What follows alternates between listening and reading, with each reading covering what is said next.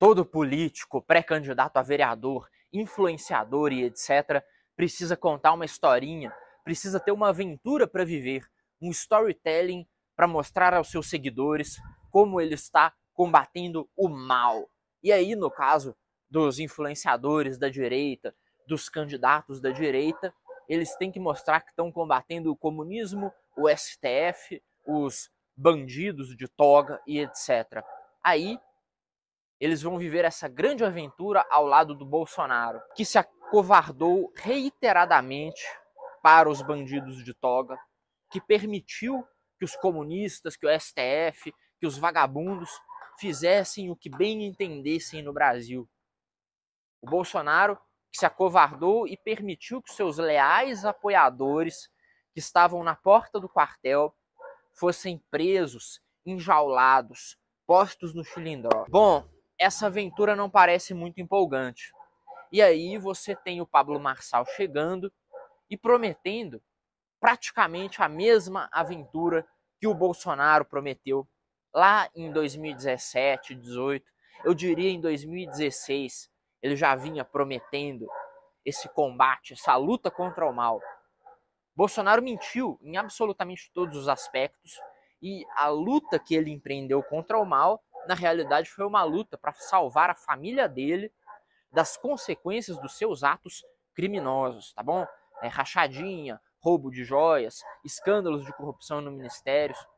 Tudo isso foi o que o Bolsonaro entregou enquanto ele prometia que ia combater o sistema, os comunistas, os malignos, né? Prometeu que ia colocar Deus, pátria e família em primeiro lugar, só que o Deus dele era o dinheiro e a corrupção, a família que importava para ele era a dele, e a pátria foi o meio pelo qual ele assegurou o bem-estar da sua família. Vocês entendem a lógica do patrimonialismo, correto? Mas por que eu comecei o vídeo já querendo esculachar o Bolsonaro de todas as maneiras? Por causa do Pablo Marçal, né? Pablo Marçal, ele chega com um discurso parecido, com um viés motivacional, empresarial, que eu particularmente acho muito interessante. Já falei para vocês várias vezes. Vocês não precisam gostar do Pablo Marçal, mas se vocês seguirem o que ele diz sobre produtividade e obstinação, talvez vocês tenham uma vida melhor, tá bom? Talvez vocês tenham uma vida mais agradável. Com certeza é muito melhor do que ficar reclamando, murmurando porque as coisas são injustas e fumando maconha e vendo putaria na internet. Eu garanto para vocês que a vida de vocês será melhor. Mas vamos falar sobre o que está se desenrolando no cenário político brasileiro, tá bom? Flávio Bolsonaro foi posto como candidato a presidente. E isso se deve principalmente à ação do Pablo Marçal, que chegou arrebanhando bolsonaristas em grande quantidade e em extrema velocidade também. Tanto que o Bolsonaro até teve que se pronunciar dizendo que era para as pessoas não tirarem foto com o Pablo Marçal, né, para os seus deputados não tirarem foto com o Marçal, não fazerem vídeo com ele, não participarem dos eventos com ele, porque a família Bolsonaro está sendo ameaçada. Estão sendo ameaçados diante da sua hegemonia na direita. Porque, como eu disse, a aventura com o Bolsonaro é ser currado pelo STF. A aventura com o Pablo Marçal é combater o STF. E aí, os influenciadores bolsonaristas, eles têm que fazer essa escolha difícil. Será que agora chegou o momento de largar o bolsonarismo, largar as rédeas do Carluxo e poder respirar novos ares, defender um mito que não tenha tanto escândalo de corrupção, rachadinha e corno ainda por cima? Talvez seja possível agora ter um novo mito, um que não seja um chifrudo covarde. E isso coloca em pânico principalmente o Carluxo. E é por isso que nós vimos, é claro, os grandes porta-vozes do carluxismo, como Kim Paim, sujeito que faz vídeo de uma maneira completamente diferente da minha. Ele coloca um terno dentro de casa para gravar um vídeo sozinho, ele bota um terno, ele coloca um chroma key de uma biblioteca atrás dele para parecer intelectual, e aí ele fica mentindo e engrupindo todo mundo que está ouvindo ele, falando só bobagem atrás de bobagem. Eu faço exatamente o contrário. Eu não uso chroma key porque eu não quero fingir que eu sou intelectual. Meus livros, eles estão, a maioria, na internet, né? Não vou fingir que eu sou intelectual. Também não vou botar um terno para gravar um vídeo olhando pro celular dentro de casa. Me parece um tanto cringe. Se for o caso de eu estar com outra pessoa, aí até vale a pena, sabe? Fazer uma live, um vídeo longo e tal.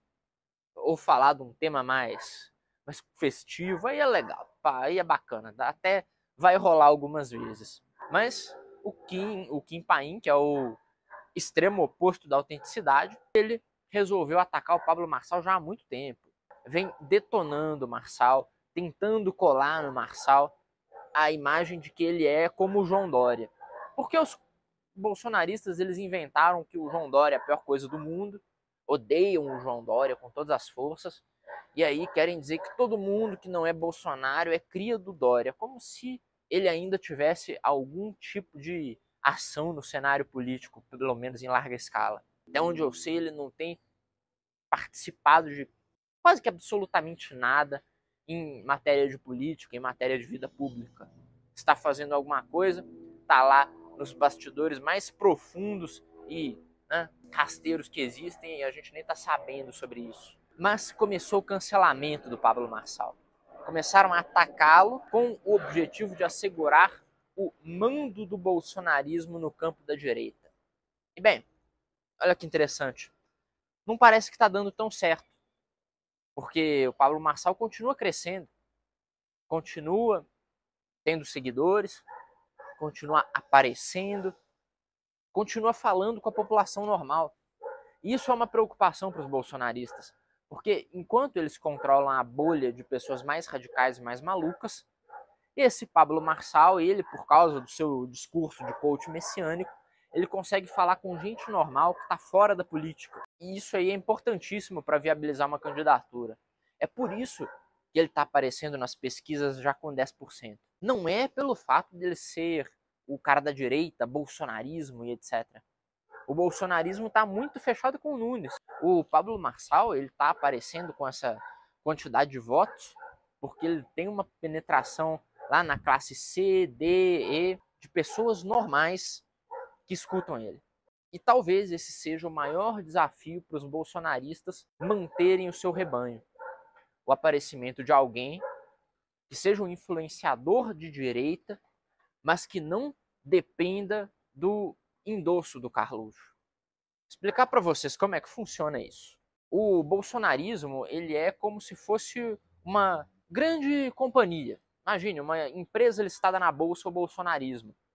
Aí a família Bolsonaro é dona de 51% das ações, e aí com essas ações eles controlam a companhia. Se você quer ser um influenciador bolsonarista, você pode ir lá comprar 10% dessas ações e ficar lucrando com o bolsonarismo. Só que se você sair da linha que é estabelecida por quem tem o controle da companhia, você vai ser banido.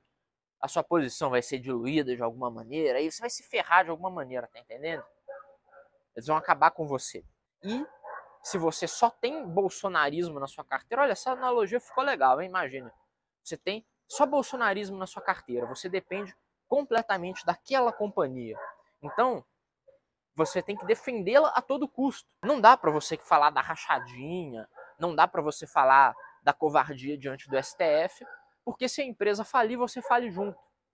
Aí um influenciador bolsonarista, tipo a Carla Zambelli, um Kim Paim, um Gustavo Gayer, esses caras, olha só, eles dependem completamente do bolsonarismo. A carteira deles inteira está investida em bolsonarismo. Então o Carluxo, que controla 51% das ações, digamos assim, ele manda. Ele manda nessas pessoas, ele faz com elas o que elas quiserem. É, o que ele quiser. Aí você tem o Pablo Marçal. O Pablo Marçal tem na carteira dele bolsonarismo, mas tem na carteira dele também o messianismo e o papo de coach, essa porra aí toda. E o que mais rende lucro para ele é o negócio de coach, o negócio de motivacional. Vamos dizer que a carteira dele tem 20% de bolsonarismo, 60% de coach e mais 20% de alguma outra coisa. Estão entendendo por quê que vai ser difícil, muito difícil, para o Carluxo atingi-lo? para o Carluxo destruí-lo, igual ele conseguiu destruir a Joyce Hasselman, igual conseguiram destruir outros. Um bom exemplo dessa situação é o MBL mesmo. O MBL, ele involuntariamente tem muitos dos seus ativos dentro do bolsonarismo, porque o seu público converge com o público bolsonarista. Aí, quando houve a tentativa de cancelamento do MBL, o MBL perdeu o que tinha no bolsonarismo, né? Perdeu os seus, talvez, 40%, 30% de seguidores, de apoiadores que estavam lá no bolsonarismo. Como o MBL não estava integralmente dentro do bolsonarismo, porque não era um movimento bolsonarista, o MBL conseguiu sobreviver e, mesmo sendo menor, ele consegue seguir independente. Então, é como se fosse uma pequena empresa, mas que tem as suas contas em ordem e aí consegue se manter num mercado predatório. Não sei se, para mim, essa analogia com o mercado faz super sentido. Não sei se faz para vocês, né? Mas espero que vocês tenham entendido o que está acontecendo entre o Pablo Marçal e o bolsonarismo.